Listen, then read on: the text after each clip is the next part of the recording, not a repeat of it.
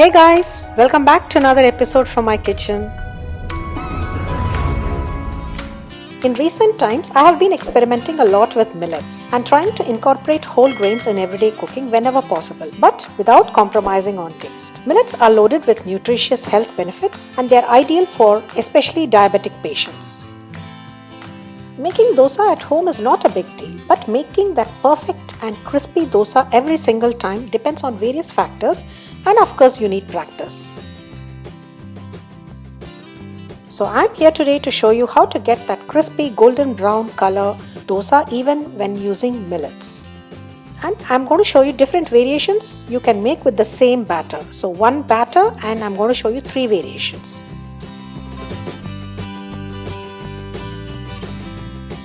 Coming to the recipe, there are various combinations of ingredients you can use, but I find this gives the best texture for a crispy dosa and also easy to grind. So it's basically very simple. Just soak everything together, grind, ferment and make idli and dosa. To a bowl, add the millets. So today I'm using Barnyard millets, Urad Dal, Chana Dal. Adding Chana Dal gives a nice crisp and texture to the dosa. Fenugreek seeds. Fenugreek seeds help in fermentation and also gives a nice golden brown color to the dosa. And some poha. You can also use sago instead of poha. Adding poha gives you soft and fluffy idlis and airy dosa when made thick, and crispy dosa when made thin. Wash a couple of times in running water to remove any impurities. Check out my tips on making regular idli dosa batter. I will link it above in the iCard.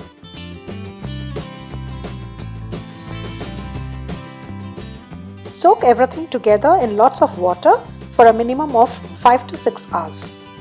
Wash again, drain the water. Using a strainer to drain the millets is very helpful.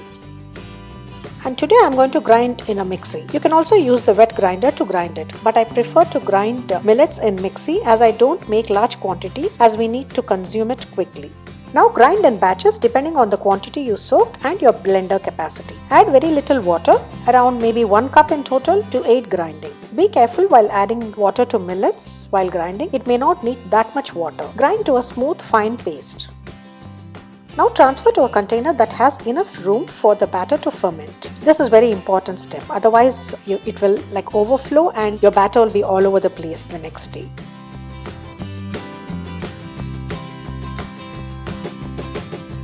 Add some salt and mix well. Keep it in a warm place and ferment for at least 10 to 12 hours. The fermentation time depends on your climate. If you live in a very cold place, leave your batter in a warm place. Leaving your batter inside your oven with the light on works great in such cases. Look how beautifully this batter has fermented. Look how airy it is.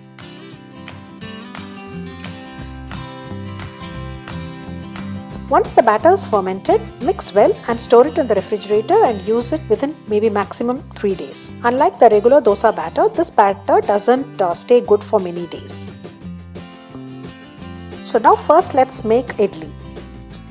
Idli comes good the first day after fermentation. So when you're ready to make idli, grease your idli plates. Idli batter should be thicker than dosa batter. So add water to dilute only if required. Add a little water to the batter to get the right consistency. Pour a spoonful of batter into the idli molds and steam to make idlis. Make sure you fill the idli batter only halfway through as they will rise up to the top when steamed.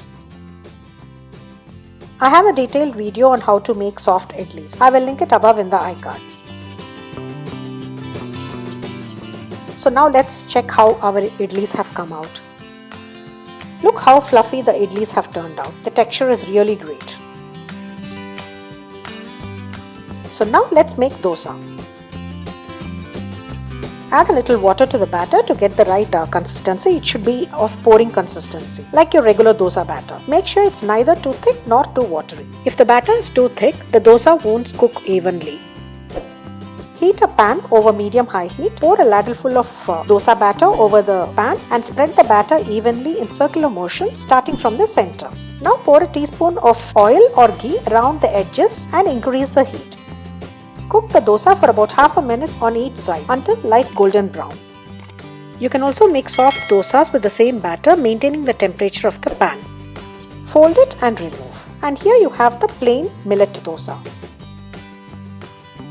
So now let's make millet masala dosa. So to the same plain dosa, add a spoonful of potato masala in the center. I will link the potato masala recipe above in the iCard.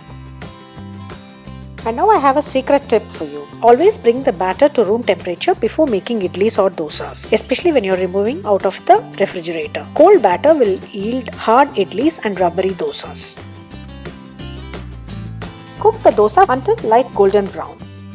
Fold the dosa as you see in the video and serve with chutney of your choice or with gunpowder. Pick your favorite among the 3 variations you can prepare with the millet batter and enjoy millets in the most yummy way. So do include millets in your diet, and if you try this recipe, do let me know how it turned out for you. You can also follow me on all social media platforms. If you like this video, do share it with your family and friends. And if you're here for the first time, do consider subscribing and do not forget to turn on the notification bell for new updates. That was it for today, guys. I'll see you in the next video. Until then, it's me, Padma, signing off. Bye-bye and take care.